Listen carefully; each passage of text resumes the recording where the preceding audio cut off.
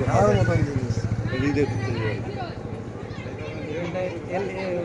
Deep আছে না, এখানে জলটা পা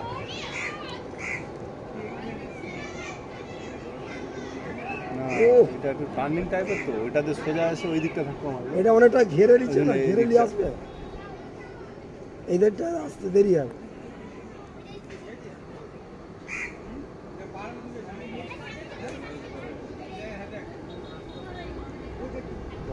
বাহ।